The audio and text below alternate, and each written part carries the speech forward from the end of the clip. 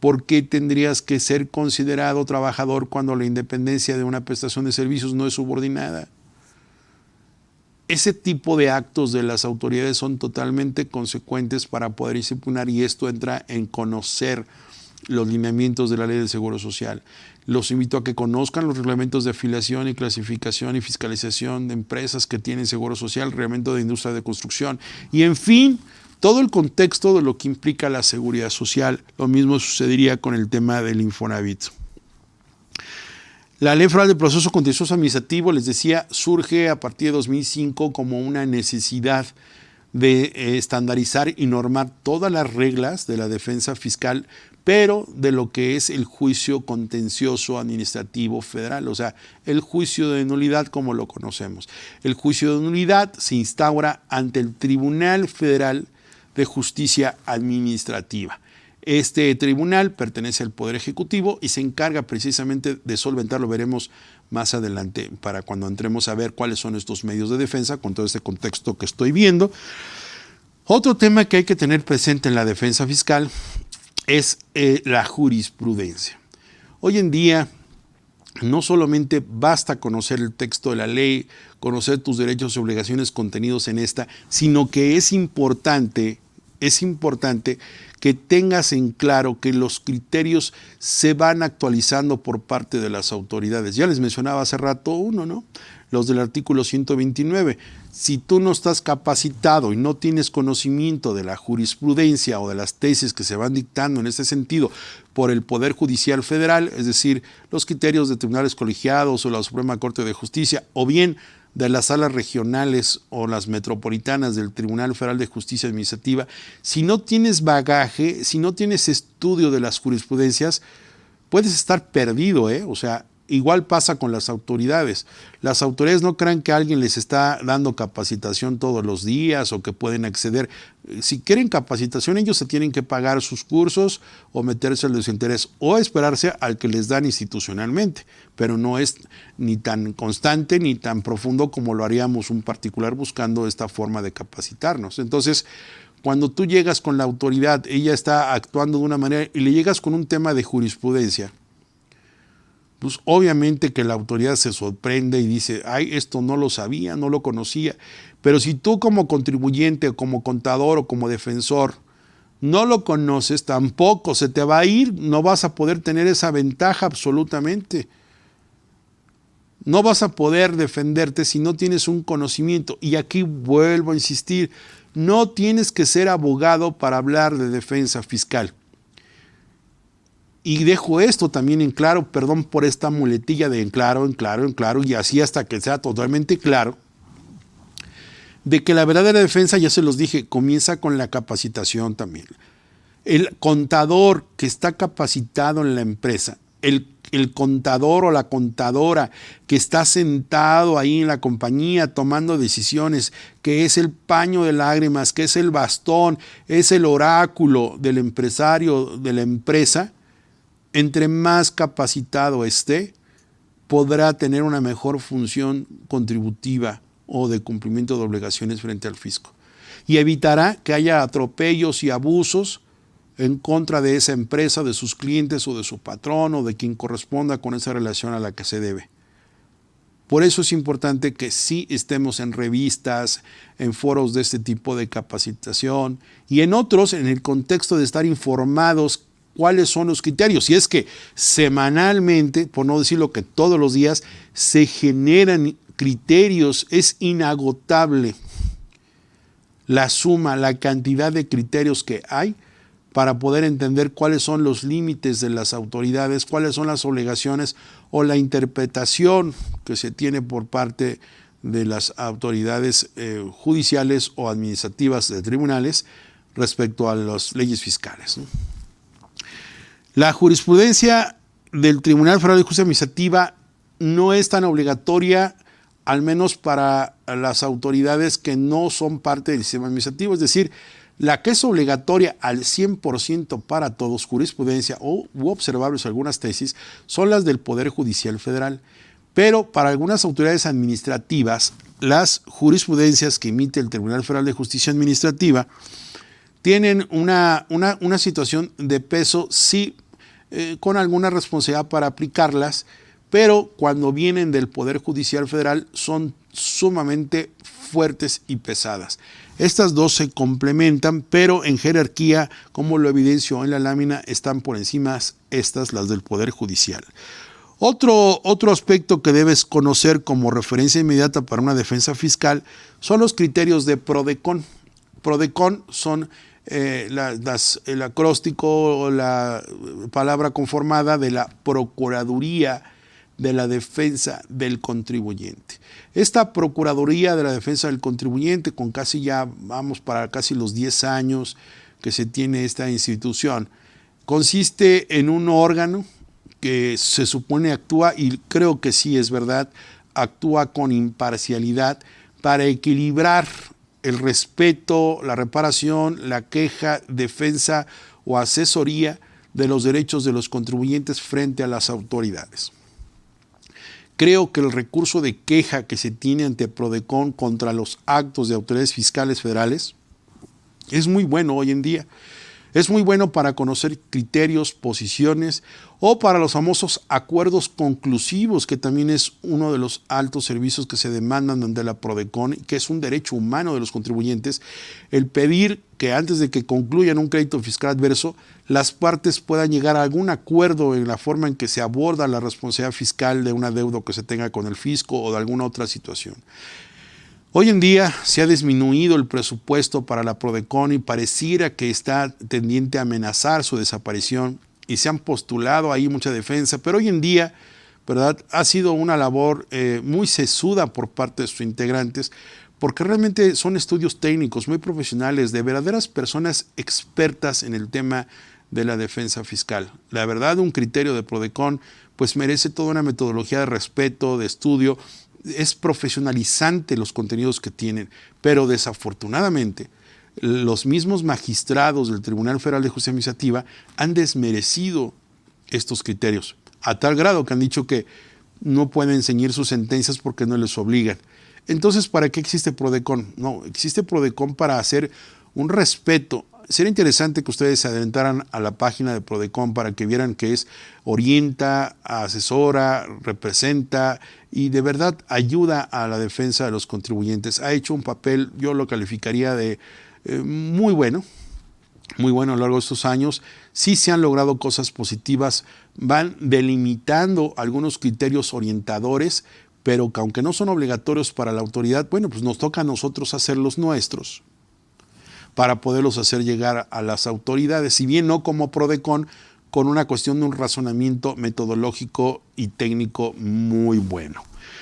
Criterios normativos del IMSS e Infonavit, por si no fuera poco, hay que saber, aparte de jurisprudencia, criterios PRODECON, las leyes que les vengo mencionando, también saber cómo la autoridad del SAT está emitiendo sus criterios no vinculativos o de práctica fiscal indebida, los criterios que tiene el acuerdo consultivo del Seguro Social, los acuerdos que emite la Gerencia de Fiscalización del Infonavit. Hay que estar totalmente inmersos en esa materia, porque si no, no podemos tener una adecuada defensa, no podemos tener conocimiento de estas cuestiones. Es importante acceder a ellos.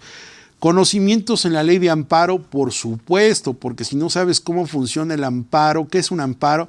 El amparo es un instrumento jurídico, es un instrumento de defensa ordinario y extraordinario.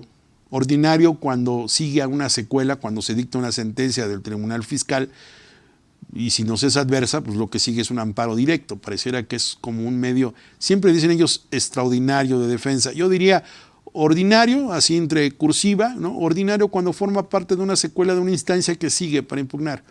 Pero en esencia, pues es un medio extraordinario. ¿Por qué? Porque no forma parte de toda una secuela de defensa, pero que busca la protección, el amparo y protección de la justicia federal para poder sustraer, restituir o reparar o conminar a la autoridad que ha violado mediante una acción u omisión un derecho humano, una garantía individual, o ha violado algún principio legal que es necesario mantenga en respeto al principio de legalidad y de constitucionalidad, ¿no? El amparo es un instrumento que busca por el Poder Judicial Federal proteger a quien lo solicita respecto a actos u omisiones que han violado los derechos humanos de los que solicitan este juicio de amparo.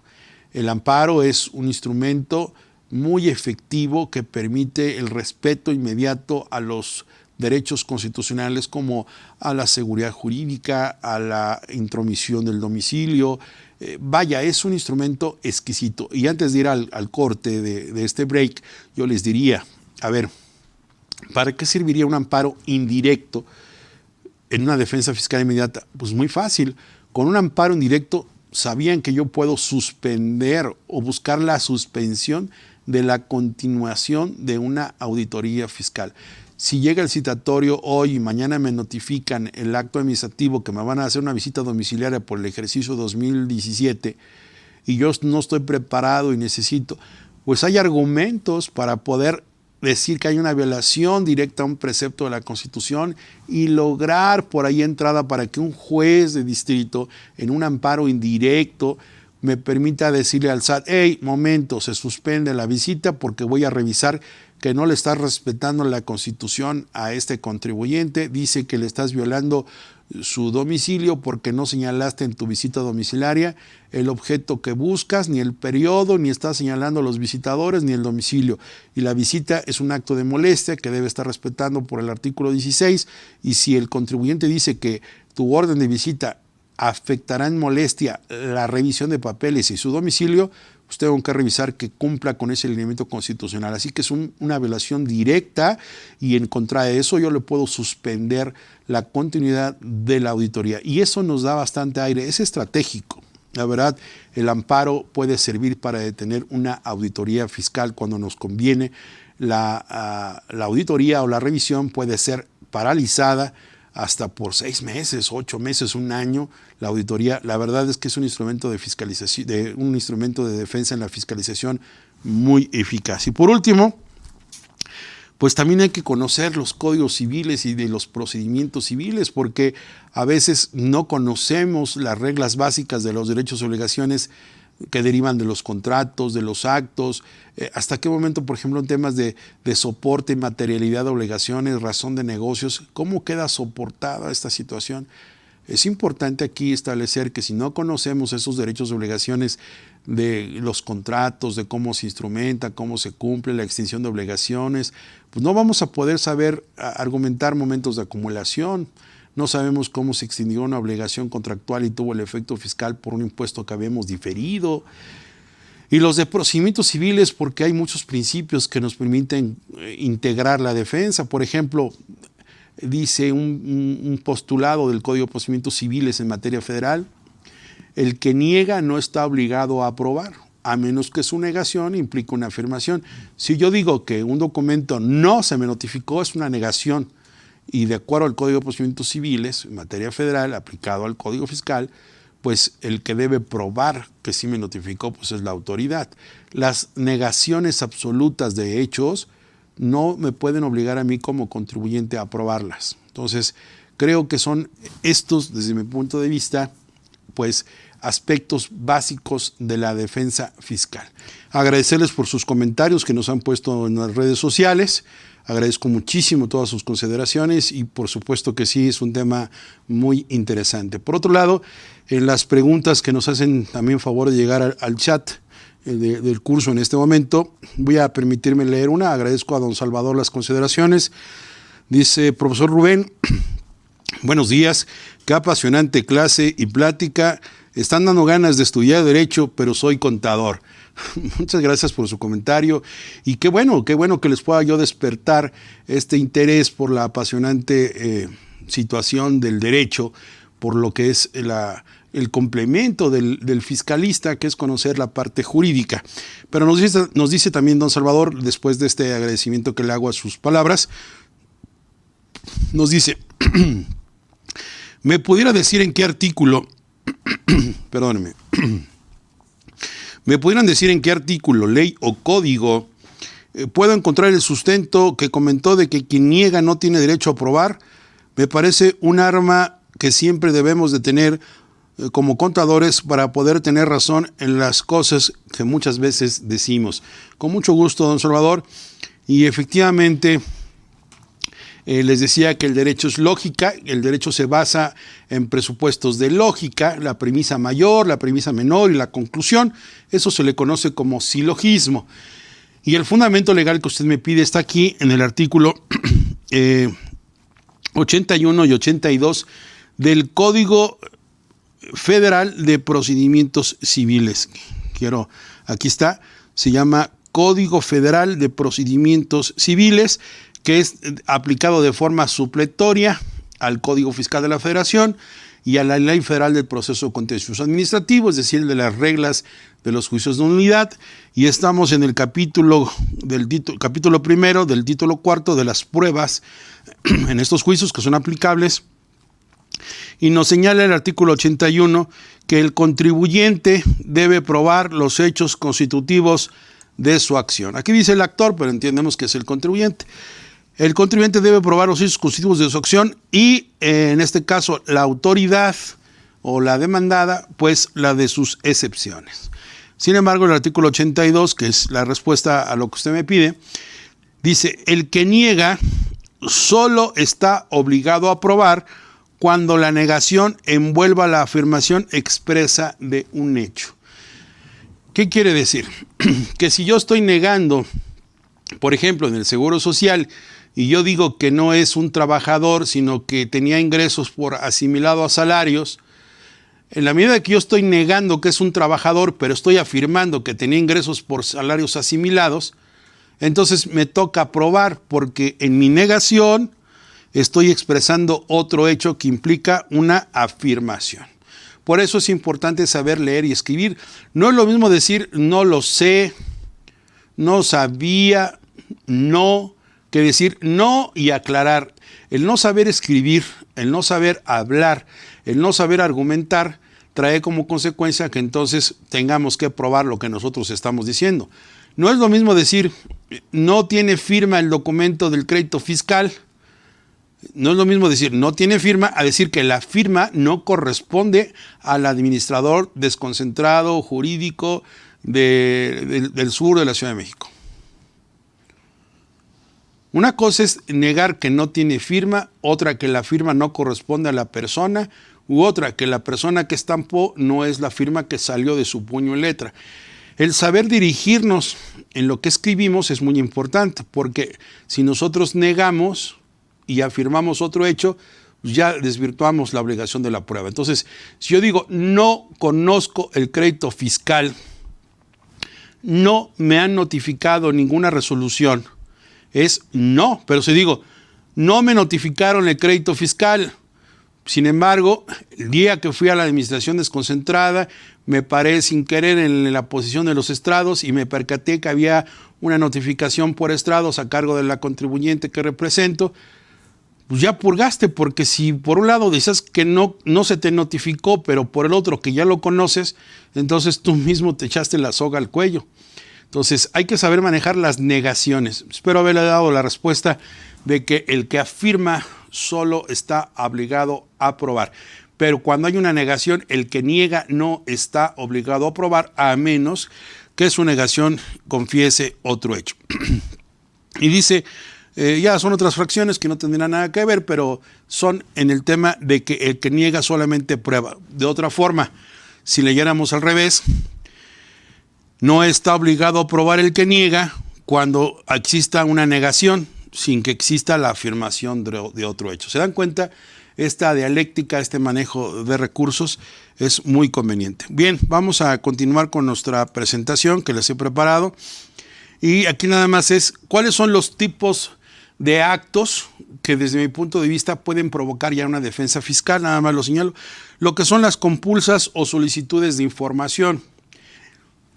Desde el momento en que el SAT o alguna autoridad ya está requiriendo información o datos, hay que tenerlo presente, porque me parece desde mi punto de vista que en esa solicitud o datos pueden estar escondidos actos de fiscalización. Y si no sabemos desentrañar la fundamentación, la motivación, el cómo se está solicitando, a lo mejor no leemos la palabra visita domiciliaria, pero realmente lo que está fundamentando y motivando es, sin lugar a dudas, una orden de revisión. Por eso hay que tener cuidado cuando nos llegan cartas de invitación. Hay que tener mucho cuidado cuando nos están solicitando datos. ¿Por qué? Porque podemos estar enfrentando un acto de autoridad sin saber la dimensión de lo que nos puede esperar. La visita domiciliaria, esa la conocemos todos, puede llegar a través de un citatorio, al otro día notifican el acto, nos dice te vengo a revisar el ejercicio fiscal, 2017, 2015, 2016, en el cumplimiento como sujeto directo de las obligaciones en materia de impuesto a la renta, impuesto a valor agregado y como retenedor en las mismas contribuciones. Se señala quién te va a hacer la visita, en dónde se llevará a cabo, por qué ejercicio, bajo qué condiciones. Cumplen con el artículo 16 de señalar las reglas que para un cateo se hacen en las visitas domiciliarias. La revisión de gabinete, la diferencia que se tiene con la visita domiciliaria es que la visita domiciliaria, la autoridad acude al domicilio del contribuyente. En la revisión de gabinete es el contribuyente quien acude a las instalaciones o al domicilio de las oficinas de la autoridad que lo requiere. Esa es la gran diferencia, el lugar donde se lleva a cabo la orden y la forma en que se entrega la información. La revisión de gabinete quizás puede hacer lo que está buscando es algunas partidas en especial y tú tienes que estar llevando los papeles o entregar la información al área de recaudación o de auditoría de la administración desconcentrada según se te requiera. Y bueno, lo que se analiza aquí es quizás una acción de menos envergadura que lo que podría ser una visita domiciliaria. En mis palabras, esto no es una definición ni doctrinal, es una opinión de experiencia. Considero que es más robusta, más integral, más agresiva la visita domiciliaria que la revisión de gabinete. Esa es una apreciación mía. También existe una auditoría o una fuente que provoca una auditoría y que da como lugar a una defensa, todo lo que tiene que ver con las secretarías de finanzas de los estados. Las secretarías de finanzas de los estados actúan con convenios de colaboración administrativa de acuerdo a la participación que tienen de la recaudación. Estos convenios le permiten, por ejemplo, a la Secretaría de Finanzas del Estado de México, a la Secretaría de Finanzas de la Ciudad de México, a la Secretaría de Finanzas de Chiapas, a la Secretaría de Finanzas de Sonora, revisar contribuciones federales a cargo de contribuyentes que aunque son entidades o son secretarías de Estado, es decir, Secretaría de Finanzas de un Estado como tal, por los acuerdos de colaboración que tienen con la federación, pueden revisar contribuciones federales. Por eso vemos hoy en los últimos años, en los últimos 4 años, 3, 4 años, vemos una intensa fiscalización por las secretarías de finanzas estatales, porque a través de lo recaudado ellas se pueden llevar hasta el 50% o los porcentajes que se establezcan en estos convenios. Por ejemplo, en algunos estados, en los EFOS y EDOS, en temas de operaciones de artículo 69 del Código Fiscal de la Federación, 69B, se llevan el 50% del rechazo de deducciones que hagan, por ejemplo, en una empresa que hizo EDOS, que son EDOS, que hicieron deducciones, se dieron efectos fiscales a los comprobantes que son inexistentes. 50% del tema de EFOS y un 50% por el tema de EDOS se llevan el 100% de la recaudación. Por eso digo, nosotros debemos estar presentes que toda revisión de una Secretaría de Finanzas de los estados por parte de estos vehículos de fiscalización puede ser peligrosa. Y hay que conocer las leyes de coordinación, conocer estos convenios en nuestros estados y sobre todo saber que la competencia que tiene una Secretaría de Finanzas estatal puede estar supeditado al éxito de un crédito fiscal que se puede combatir.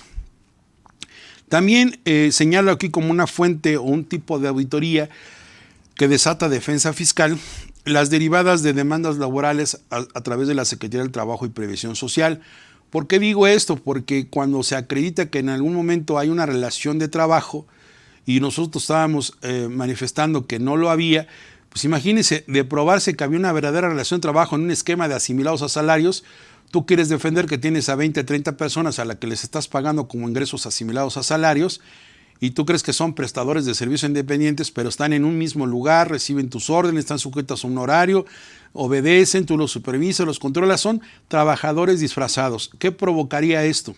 Bueno, si llega el Seguro Social, que eran sujetos de incorporación en términos del artículo 12 de la fracción primera de la Ley del Seguro Social, que son sujetos de aseguramiento obligatorio, los que tienen una relación subordinada. Así que ahí tendría sus efectos y en sus consecuencias toda la omisión de las cuotas obrero-patronales y todo lo que es la actualización y las multas que esto implique. Por el lado de la cuestión tributaria directa, podríamos tener el caso de que se trate de un impuesto local omitido y las secretarías de finanzas digan, oye, ahí se probó que hay una relación de trabajo y en consecuencia eres susceptible de haber pagado el impuesto sobre las nóminas. Así que derivado de una demanda laboral pueden desatarse muchísimas cosas como son inscripción al Seguro Social, incluso retroactiva con todo un crédito fiscal. Las cuestiones de Infonavit, las cuestiones de impuestos sobre nóminas y a lo mejor hasta un tema de retención en sueldos y salarios distinto a la figura que hubiéramos tratado. ¿Se dan cuenta? Estos son, desde mi punto de vista, factores de riesgo que pueden venir en órdenes directas de revisión, en cartas de invitación, en solicitudes de documentos o expresamente con estos nombres o la revisión electrónica. Esto es lo que hay que estar cuidando particularmente. Por último, aquí les quiero resaltar en esta etapa de cuáles son, desde mi punto de vista, las etapas que puede tener una auditoría. Y aquí, por cuestiones de practicidad, les recomiendo que vean una cápsula que se tiene aquí en un curso y cápsula que tenemos en CADEFI respecto a cómo atender una visita domiciliaria o cómo atender auditorías del IMSS. Hago una aclaración respecto a esto y como esto es un módulo de medios de defensa, pues lo voy a hacer no con tanta precisión en cada rubro, pero sí para que conozcan cómo podemos emplear defensa fiscal en este sector. Desde mi punto de vista, la Secretaría de Hacienda y Crédito Público pues es la autoridad que tiene la hacienda pública. Sin embargo, existen organismos fiscales autónomos que pueden determinar y exigir créditos fiscales como estos que estoy señalando en las imágenes. Regularmente un patrón o una persona física o moral está sujeta ineludiblemente a estos tres factores. Sin embargo, cuando realizan una visita domiciliaria, una revisión de gabinete, desde mi punto de vista, con estos colores que estoy dibujando en el lado derecho de su lámina, lo que ustedes pueden apreciar realmente es en el color azul los aspectos formales o iniciales que no tienen tanta relevancia. En esto, en el punto 4 al punto 8, que es en color blanco, es el desarrollo mismo de la auditoría en cuanto a su trámite ordinario, por así decirlo, hasta la última acta parcial. Y ya en color rojo expongo los puntos claves por los cuales debe empezar la defensa y cuáles son los momentos claves que no hay que dejar de lado cuando se está haciendo una auditoría, porque eso es importante. Después vuelvo al color blanco únicamente para esperar cuestiones de trámite o del procedimiento y después viene en color amarillo, que ya es la cuestión de la defensa. Entonces, en azul, lo tranquilo, lo blanco, lo que debe ser el desarrollo de la auditoría, en rojo, los puntos delicados y de mayor cuidado que debemos tener en la defensa. Nuevamente, procedimiento en blanco y la cuestión de cómo impugnar, de cómo ir a defendernos si nos es adversa la resolución. El citatorio, pues aquí les quiero decir que de acuerdo al artículo 51 y 52 de la Ley Federal del Proceso Contencioso Administrativo, veámoslo aquí, lo voy a exponer, esta ley que está en su pantalla, si se dan cuenta, es una ley federal en la que está regulando cuál es el procedimiento y cuál es la cuestión que tiene que ver pues, con el juicio de nulidad. Como les decía, esto fue publicado a finales de 2005, realmente a partir de 2006 es cuando tenemos esta legislación. Tenemos 14 años prácticamente aplicando las reglas del juego en los juicios de nulidad con base en esta ley, cuando tiene su última modificación en enero de 2017, según esta publicación. Y me quiero ir particularmente al artículo 51-52, ¿verdad? Y dice: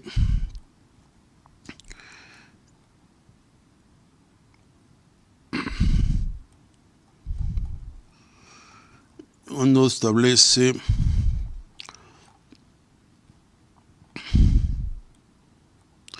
el artículo 51. Miren, el artículo 51 de esta ley, voy a bajarlo un poquito, ahí está. Cuando nosotros vamos a un juicio de nulidad que se promueve ante el Tribunal Federal de Justicia Administrativa, vayan tomando nota de esta parte, porque ahí les adjunté en sus láminas la información de lo que son los medios. Eso ahí está, el material que agradezco la cooperación del licenciado Luis Fernando Valderas, que es un gran amigo en la cuestión incluso de habernos proporcionado algunos criterios muy puntuales de PRODECON en la defensa y cómo se tiene esa visión, y se los quise compartir con mucho gusto.